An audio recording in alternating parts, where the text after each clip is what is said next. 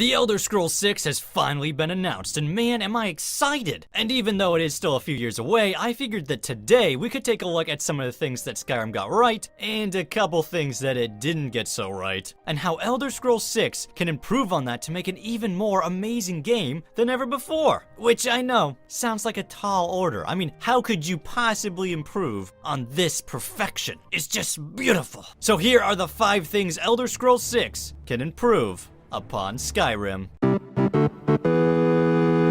They say that size doesn't matter, but these days it seems like everything just keeps getting bigger. It's inescapable. And not just the video games either. I mean, even the checkers are bigger. Like, what is this? Actually, you know what? I kind of like that. But what I really want to talk about is how big these video game worlds are getting. I mean, you would think having a huge world to explore would be a good thing. A bigger map would mean more stuff to do and to see, but the problem is that really isn't the case. I mean, take Assassin's Creed Origins for example. Sure, the world is massive, but 90% of it is just empty desert. What's the point? This isn't gameplay. This is nothing. Even Bethesda is jumping on the bandwagon, talking about Fallout 76 being 4 times the size of Fallout 4. Well, like 4 times more boring, am I right? But Skyrim, on the other hand, now that's a game that's exactly the size it should be. Sure, there are some empty areas, but they aren't that large. Instead, they're just big enough to feel like the world is realistic, while not being so big that it takes me half an hour just to get to the next thing. Usually not even a good thing either, like a friggin' desert. Now, if there's anything that should be bigger, it's the cities. They are kinda small. I mean, there's like, what, 10 houses here? I would much rather Bethesda put its time into building this up than adding in an endless sea of nothing to do.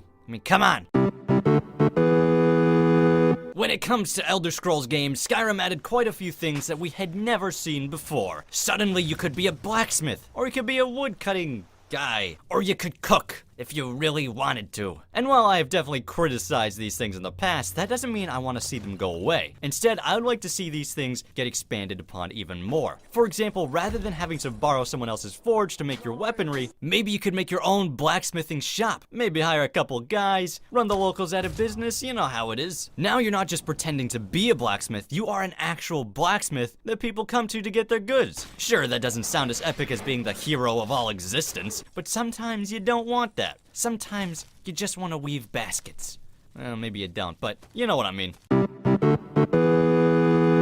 Radiant quests are not very good, mostly because they are super generic and boring. But that doesn't mean they should go away. As a matter of fact, I believe the idea behind Radiant quests is a pretty good one. And with just a little work, these types of quests could be pretty awesome. Now, as they are right now, there are really only ever 2 parameters that encompass these randomized quests. Usually it's the location of the quest and the target. But what if we added a lot more options into the mix? Say for example with the Dark Brotherhood, instead of sending you to track down some randomly placed beggar on a map, the quest could send you outside the map to a randomly built dungeon. You hop on a carriage to the quest and find yourself in some blocked off alley where you then head into the back door of a house and have to sneak through unseen until you find your target. Then after you fulfill your contract, you head back to the carriage and return to High Rock. In this scenario, quests aren't just plopping some random citizen on a map. Instead, it's procedurally generating an entirely new and unique area for you to explore using all the world building pieces that already exist in the game. Perhaps you could even mod it to add more pieces or buy packs off the Creation Club store. Now you not only have an endless supply of places to visit, but those places keep getting more and more diverse. Sure, it'd take a lot more work to develop, but as it is right now, Radiant quests definitely need a lot of work anyway. I mean, come on, you can't tell me this is a great system as it is now,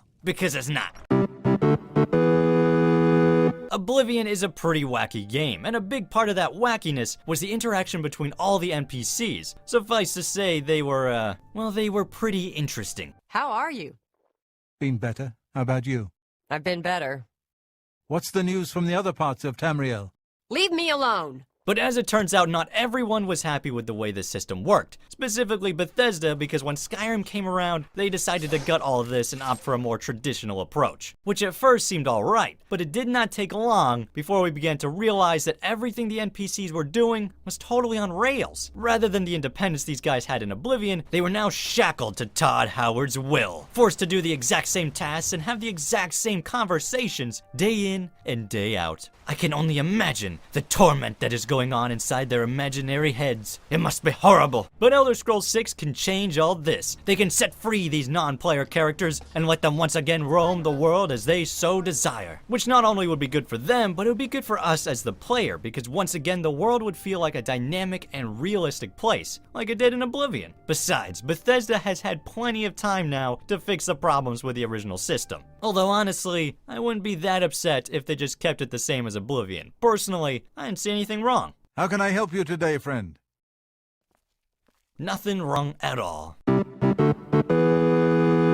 Skyrim is full of a lot of things, like quests and dungeons and bears. There's quite a few bears. But one thing Skyrim is not full of is choices. And I don't just mean like, am I gonna wear an iron hat or a steel hat? I mean, yeah, that is a choice, but it's not the kind I'm talking about. No, I am referring to dynamic choices with real consequences. Sure, Skyrim does have a couple of them, like, are you an Imperial or a Stormcloak? Are you in the Dark Brotherhood or not in the Dark Brotherhood? Those are important questions, and it's stuff like that that I want to see way more of. Decisions that not only define you as a character, but also the world around you, and how people interact with you. Maybe I'm asking a lot, but if Todd Howard really does want to make a true and epic RPG, it's something he's gonna have to consider. But most likely, he'll just do whatever the hell he wants, because who am I even? Just some random guy on the internet who has an interest in seeing video games get better than they already are. Especially the bad ones. Those could really do with some improvement. If you enjoyed this video, make sure to hit that subscribe button, and I will see you guys next Thursday with another exciting video. But in the meantime, you could watch some of my other stuff, like the ones that are on the screen right now.